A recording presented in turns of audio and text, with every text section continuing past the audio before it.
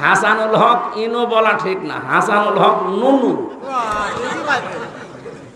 দন্তন্নয় হস্য, দন্তন্নয় হস্য কি হয়? ওর নামে ইনু বললে গুনাহ হবে।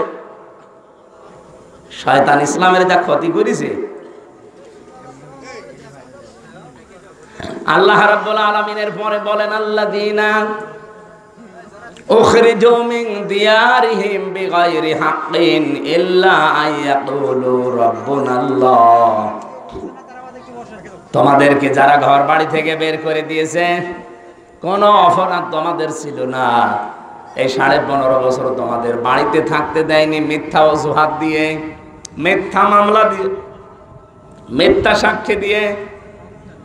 একটাই মাত্র অপরাধ তোমাদের ছিল, আইয়াকুলু রাব্বুনাল্লাহ, তোমরা বলতে যে আমাদের রব, আমাদের আইনদাতা কে? আল্লাহ। এই বাংলাদেশে আজও যারা বলে আমাদের আইনদাতা শুধুমাত্র আল্লাহ, তারাই বাতিলের টার্গেট। এদেশে ইসলামী দল, অন ইসলামী দল কত আছে, সবাই জালেমদের কাছে, সবাই রাম আর বামদের কাছে, সবাই দাদা বাবুদের কাছে। কালার না, কালার শুধু তারা যারা বলে রব্বুনাল্লাহ, আমাদের রব আল্লাহ। আই কি এর তো ব্যাখ্যা করা লাগবে। রব্বুনাল্লাহ বললেন আমার রব আল্লাহ কি? রবের 5টা অর্থ হয়। রব মানে সৃষ্টিকর্তা, রব মানে আইনদাতা, রব মানে মাবুদ, ইবাদত মাবার যোগ্য, রব মানে অভিভাবক, রব মানে উকিল। বলেন তো এই বাংলাদেশে আজ যারা বলে আমরা আল্লাহর আইন ছাড়া কারো আইন চাই না, তারা এই দেশে অনেকের কাছে শত্রু। ভালো মানুষ নামাজ রোজা পড়ে, তারপরও শত্রুতা করে যে তুমি আল্লাহর আইন চাও, এ কথা বলো কোন কারণে? কোন মানুষ যদি মনে প্রাণে নামাজ পড়ে, রোজা রাখে, পর্দা করে, কিন্তু এ দেশ আল্লাহর আইন দিয়ে চলুক, পরিবার সমাজ রাষ্ট্র চাই না, আপনি লিখে নিতে পারেন লোকটা মুনাফিক। এখানে নেই? কারা কারা এরকম মনে আছে যে আল্লাহর আইন দরকার নেই, আমি তো নামাজ পড়ি, রোজা রাখি, আমার বউ পর্দায় থাকে, কিন্তু আল্লাহর আইন দিয়ে একেবারে ইউনিয়ন থেকে সংসদ চলবে আমি চাই না? কারা বলেন তো, হাত তোলেন। একটাও নেই। অথচ আপনি বাস্তবে জায়গা মতো যে কিন্তু অস্বীকার করে বসেন। বলেন আপনার এই কথা দিয়ে, আপনার রায় দিয়ে, সমর্থন দিয়েই তো চলবে যে আল্লাহর আইন মতো ইউনিয়ন চলবে, উপজেলা চলবে, পৌরসভা চলবে, সংসদ ভবন চলবে, মন্ত্রণালয় চলবে, সেক্রেটারিয়েট চলবে। এগুলো আল্লাহর আইন মতো চালালে অস্কর রব্বাকা না না। সূরা আহজাবের ভেতরে আয়াতটা আছে, আমার আয়াতটা সিরিয়াল মনে আসছে না, 35 নাম্বার এই আয়াতটা, 34 নাম্বার আয়াত। রব্বুল আলামিন বলেন আযকুর মা ইউতলা ফি বাইতিল্লাহি হিকমাতুন, হিকমতপূর্ণ কথাগুলো ঘরের ভেতরে তেলাওয়াত করবে যারা। হিকমতপূর্ণ কথা এই পৃথিবীতে সবচাইতে হিকমতপূর্ণ কথা হতে পারে কার? আল্লাহর চাইতে হিকমতে কথা বলা কেউ আছে দুনিয়ায়? আল্লাহর যত কথা হিকমতপূর্ণ, আর সব কথা আল্লাহ কোরআনে দিয়েছেন। কি এত হিকমতের সহিত কথাগুলো সাজিয়েছেন, এত সূক্ষ্মভাবে। আপনি একটা আয়াত নিয়ে চিন্তা ভাবনা করে যদি পড়ে থাকেন, একটা আয়াতে আপনাকে জান্নাতে নিয়ে চলে যাবে। আল্লাহ বলেন যত রকমের ঘর আছে, ফি বুয়ুতিন, যত রকমের ঘর আছে, সব ঘরের ভেতরে আমি আল্লাহর মা ইউতলা আলাইকুম, তাদের উপরে তারা যেন তেলাওয়াত করে আমি আল্লাহর আয়াতগুলো। ফি আয়াতিল্লাহ, তাদের ঘর বলতে এখানে শুধু যে ঘরে থাকি এই ঘর না, তাফসিরে আমি 8টা ঘরের নাম পেয়েছি। আপনি বাংলাদেশে দেখেন একটা একটা করে ধরে সরে সাজালে 8টা ঘরই আসবে। নিচের ঘর, ইউনিয়নের যে ঘর আছে, যেখানে তো ইউনিয়নবাসী তাদের কথাবার্তা নিয়ে সেখানে উপস্থাপন করে, ইউনিয়ন পরিষদে ঘর আছে না? এরপরে আপনি উপজেলা পরিষদে ঘর পাবেন, এরপরে আদালতে ঘর পাবেন জেলা শহরে, আদালতের ঘর আবার দুইটা জেলায়, একটা হচ্ছে ম্যাজিস্ট্রেট কোর্ট আর একটা জজ কোর্ট। ম্যাজিস্ট্রেট কোর্টের জন্য আলাদা ঘর নেই, জজ কোর্টের জন্য কথা বলছেন আমার, আপনি নিজের ব্যক্তিগত ঘর, ইউনিয়নের ঘর, উপজেলার ঘর, আদালতের ঘর। আদালতে তো দুই প্রকার বললাম, এরপর পৌরসভার ঘর, এরপরে মন্ত্রণালয়ের ঘর। প্রত্যেকটা মন্ত্রীর আলাদা আলাদা বিভাগ আছে, ঘর আছে। এরপরে সর্বোচ্চ ঘরের নাম হচ্ছে সংসদ। এটাও ঘর না?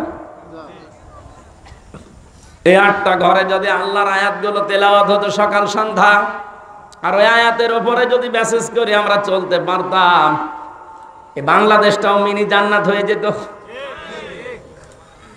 আল্লাহ পাক এইটা জানিয়েছেন, আলাউলা দাফউল্লাহিন নাসা বিবাযিহিম বাযিন লাহুদ্দিমাতিস সাওয়ামিউ ওয়া বিয়াউ ওয়া সালাওয়াতু ওয়া মাসাজিদু ইযকারু ফিহাস মুল্লাহি কাসীরা। এখানে বাংলা অর্থ শুনলে আপনি মনে করবেন আয়াত ভুল, আমিও মনে করেছিলাম, কিন্তু স্পেশাল কিছু অর্থ এখান থেকে বের করা লাগবে। ওয়ালাউলা দাফউল্লাহ, আল্লাহ যদি নিজে দাফা না করতেন, দাফা মানে প্রতিহত করা, ধ্বংস করা না, প্রতিহত করা, বাধার সৃষ্টি করা অথবা প্রতিবন্ধকতা সৃষ্টি করা, এরকম অর্থ হয় দাফা লাহুদ্দিমাতের। তাহলে ধ্বংস হয়ে যেত, শেষ হয়ে যেত, আল্লাহ যদি নিজে এটাকে প্রতিহত না করতেন। আল্লাহ যদি ভালো দিয়ে মন্দকে চাপা না দিতেন, অথবা ভালো দিয়ে মন্দের উপরে বিজয় না করতেন। 1 নম্বরের নাম দিয়েছিল মানুষের ভেতরে একে অন্যের দ্বারা যদি আমার আল্লাহ দাফা করে না রাখতেন, দমন করে না রাখতেন, নিচু করে না রাখতেন, দাবিয়ে না রাখতেন, কি হতো জানো? লাহুদ্দিমাতিস সাওয়ামিউ, সওমায়ের বহুবচন সাওয়ামি। এটা সংসার বিরাগী যারা এই বাংলাদেশে লালনের ফকিরের মাজারে যারা থাকে, চট্টগ্রামের মাঝ ভান্ডারের মাজারে যারা পড়ে আছে, 8 রশির মাজারে যারা পড়ে আছে, মাজার কেন্দ্রিক জীবন যাপন যাদের, এরা আমরা মনে করি এরা সংসার বিরাগী, সংসার ত্যাগী। আল্লাহ বলেন এরা যেভাবে আল্লাহকে ডাকাডাকি করে, হ্যাঁ ওদের পদ্ধতি ভুল হতে পারে, ডাকে তো, ওরা যেখানে বসে বসে ডাকে, আপনি লালনের মাজারে যান, যখন চকদের অনুষ্ঠান চলে, চুল একবার সামনে যায় একবার পেছনে যায়, কি জিকির! যদিও আল্লাহর নামের সাথে অন্য কাউকে ডেকে তারা শিরিক করে ফেলে, কিন্তু জিকির তো করছে। যার জিকির করুক, জিকির তো করছে সওয়াবের নিয়তেই, ভালোর নিয়তেই। আল্লাহ বলেন আমি এই সংসার বিরাগীদের ইবাদত খানা ওয়া বিয়াউন, বিয়াউনের বহুবচন বিয়াউন, এটার বাংলা অর্থ গির্জা, গির্জার সমূহ রাখতাম না। সালাওয়াতুন, খ্রিস্টানদের যে সমস্ত উপাসনালয় আছে ওই সমস্ত গুলো রাখতাম না। মাসাজিদু, আল্লাহর ঘর, মসজিদের বহুবচন মসজিদ, মাসাজিদ, মসজিদও থাকতো না। ইযকারু ফিহা ইসমুল্লাহি কাসীরা, যেখানে আল্লাহর উচ্চারণ গুলো বেশি বেশি হয়, আল্লাহর নামের উচ্চারণ যেখানে বেশি বেশি করা হয়ে থাকে, ওই জায়গাগুলো ঠিক থাকতো না, নষ্ট হয়ে যেত, ধ্বংস হয়ে যেত। যদি আল্লাহ এক পক্ষ থেকে আর এক পক্ষকে দাফন করে না দিতেন, দমিয়ে না রাখতেন, নিচু করে না রাখতেন। এর বাংলা অর্থ হচ্ছে যদি আল্লাহ ভালোর দ্বারা মন্দকে মাঝে মাঝে আঘাত না দিতেন, তাহলে এই উপাসনালয়গুলো একটাও ঠিক থাকতো না। এই জন্য মাঝে মাঝে আল্লাহ পৃথিবীকে গরম করে দেয়। আপনি তাম দুনিয়ার দিকে এই সিস্টেমটাই পাবেন। অলায়ানসুরান্নাল্লাহু মায়ানসুরু, লামে তাকিদ নুনে সাকিলা, 2টা গ্যারান্টি আছে আয়াতে। এই পৃথিবীতে কেউ যদি আল্লাহ পাককে সাহায্য করে, মাস্ট বি সে যেন নিজেকে সাহায্য করলো। মায়ানসুরুহু, এহুর মারজা, তার নিজের দিকে। কেউ যদি আল্লাহকে সাহায্য করে, সে যেন নিজেকে সাহায্য করলো। প্রশ্ন আসতে পারে আল্লাহকে পাবো কোথায়? আল্লাহ রাব্বুল আলামিন এই পৃথিবীর সৃষ্টি জগতের ভেতরেই মিশে আছেন। এই জন্য কিয়ামতের ময়দানে আল্লাহ মানুষকে ডাক দিয়ে বলবে, আমি ক্ষুধার্ত ছিলাম, আমাকে খাবার দাওনি। লোকজন বলবে, আল্লাহ তুমি ক্ষুধার্ত হও কি করে খাবার দেব তোমারে? রব্বুল আলামিন বলেন, গরিব মানুষ তোমার পাশে গিয়ে খাবার চেয়েছিল ক্ষুধার্ত, তাকে যদি খাবার দিতে ওটা আমাকেই দেওয়া হতো। এই জন্য আল্লাহকে সাহায্য করা নিজেকে সাহায্যের নামান্তর। এই পৃথিবীতে আজ ক্ষুধা মুক্ত, দারিদ্র মুক্ত এরকম সমাজ, এরকম রাষ্ট্র উপহার দেওয়ার জন্য কাজ করা লাগবে। আজ বাংলাদেশে ক্ষুধা এবং দারিদ্র মুক্ত করার জন্য সবচাইতে বড় বাধা হচ্ছে দুর্নীতি। এক কথা বসে এদেশটা ক্ষুধা এবং দারিদ্র মুক্ত করা সম্ভব যদি শুধুমাত্র দুর্নীতি না হয়। আপনি একটু ভাবতে, একটা শুধু পয়েন্ট বলছি, ভাবতে পারেন। আমি বঙ্গবন্ধু টানেল দিয়ে আসছিলাম, 100 বছরের জন্য টানেলটা বানানো চট্টগ্রামে, মাটির নিচে, পানির নিচ দিয়ে বানানো, সাগরের নিচে, ওর নিচ দিয়ে ওই উপরে হচ্ছে বাঁশখালী, আনোয়ারা থানা, ওদিকে কক্সবাজার চলে গেল, আর এদিকে চট্টগ্রাম এয়ারপোর্ট। আমি নিচ দিয়ে যাবার সময় দেখছিলাম 100 বছরের টার্গেট নিয়ে যেটা বানানো, অলরেডি 1.5 বছরের ভেতরে নিচ দিয়ে ফিটে পানি উঠতেছে। এর জন্য যত বাজেট হয়েছিল, সব টাকাগুলো যদি এই জায়গায় কাজে লাগাতো, 1.5 বছরে না, 100 বছরের ভেতরে পানি ওঠা সম্ভব ছিল না। এই যে পাবনার উপরে যে ব্রিজটা বানানো দেখেছেন না, পাকশির ব্রিজ, কি দেখেছেন? হার্ড, এটা কোন থানা? রাজবাড়ি, পাংশা।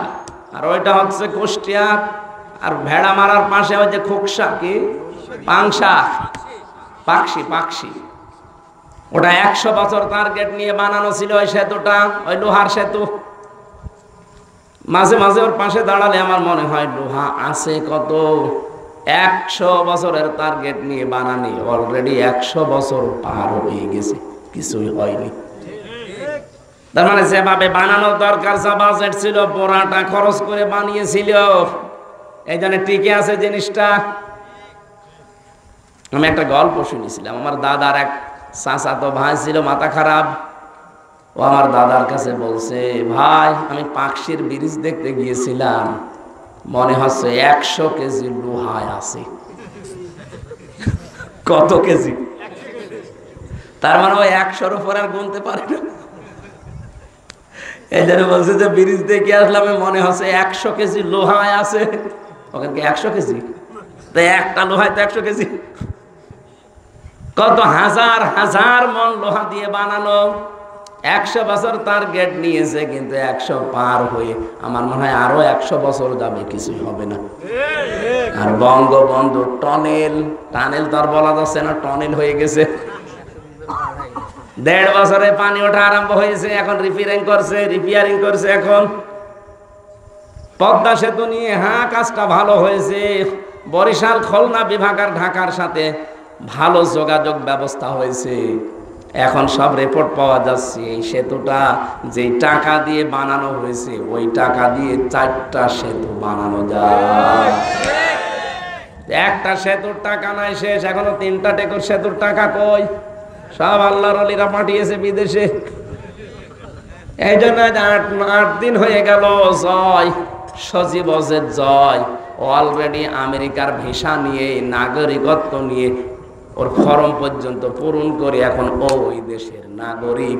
এই দেশে আর ওর না আসলেও চলবে।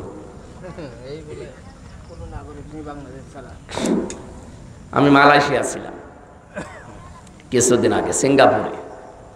তো মালয়েশিয়াতে যে দোকানে গিয়েছিলাম, 4টা লোক কাজ করে এক দোকানে। এক লোক থাইল্যান্ডে বাড়ি, বাংলাদেশের যশোরের একজন আছে, পাকিস্তানের একজন, আর ভারতের 2 জন। এই লোকগুলো ওখানে কাজ করছে। প্রত্যেকে তার নিজের দেশ থেকে ভিসা পাসপোর্ট করে গেছে। আমাদের দেশ থেকে যে গেছে যশোর থেকে, তার 8.5 লাখ টাকা খরচ। মাসে ইনকাম তার 1.5 লাখ টাকা মাসে, মনে করেন 1.5 লাখ।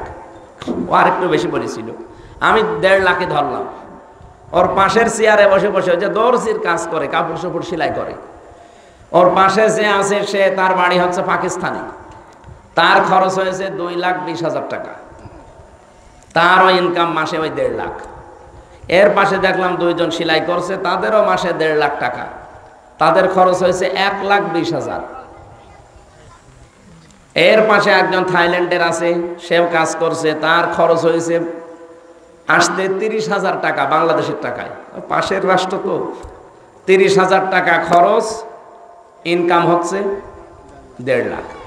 এই যে 5 জনের হিসাব বললাম, 5 জনেরই প্রতি মাসে এই দোকান থেকে ইনকাম, কাপড় চোপড় সেলাই করে 1.5 লাখ করে।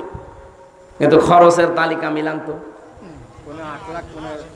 8.5 লাখ একজনের, 1,20,000 একজনের, 2,20,000 একজনের, 30,000 একজনের। খরচ তো প্রত্যেকের আকাশ পাতাল হয়ে গেছে, কিন্তু উপায় সমান। আমি জিজ্ঞাসা করলাম এই টাকাগুলো, এত টাকা লাগে, ভারত পাকিস্তান আমরা তো পাশাপাশি, থাইল্যান্ড সেটা দূরে আছে, ওটা মেনে নিলাম, ঠিক আছে, কিন্তু পাশাপাশি থাকতে আমাদের কোথায় 8.5 লাখ আর কোথায় 2,20,000, 1,20,000, এত কেন? আমাদের ওই 2,20,000, 1,20,000 হয়ে যায়, তো বাকি টাকা হাসিনার বোন 1 কোটির উপরে মানুষ থাকে, সব টাকা পয়সা একেবারে চোখ বন্ধ করে থাকলেও তাদের অ্যাকাউন্টে চলে যায়। বলেন সুবহানাল্লাহ। আপনি সুবহানাল্লাহ বলেন, আপনি চিন্তা করতে পারেন? এই জন্য বলছি দেশটা দাঁড়িয়ে যাবে, কোনো অসুবিধা নেই। এদেশের মানুষ মানুষ নয়, এটা মানব সম্পদ, শুধুমাত্র দুর্নীতি বন্ধ করা লাগবে।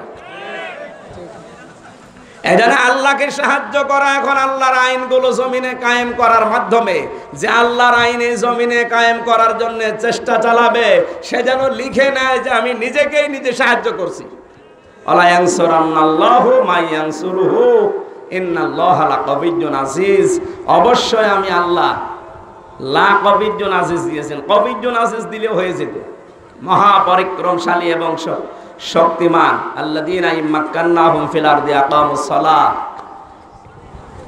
বৃষ্টি জোরে চলছে নাকি?